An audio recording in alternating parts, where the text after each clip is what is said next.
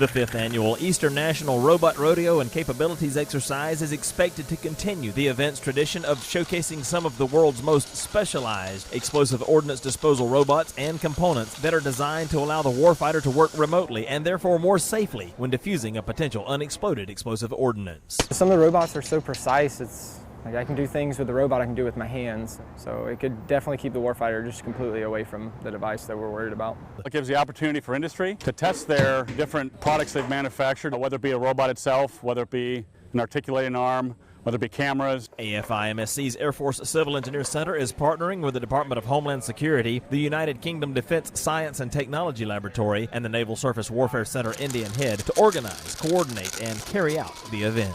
Events like this are extremely important for the UK because it gives us a chance to see a wide range of technologies and capabilities in action. During the annual Robot Rodeo, U.S. and international military and civilian EOD teams, as well as public safety bomb squads, all compete against each other using these technologically advanced robotic platforms. As EOD techs or bomb techs, we learn pretty fast, especially with robot platforms. But the week-long event also provides several scenarios in which these teams work together interoperably, so the agencies will be able to function smoothly together in real-world crisis situations. We can fight, one team, one fight, and have a resolution that will be successful. It further advances the technology available to our public safety and our explosive ordnance disposal bomb technicians, and just helps save lives in the long run.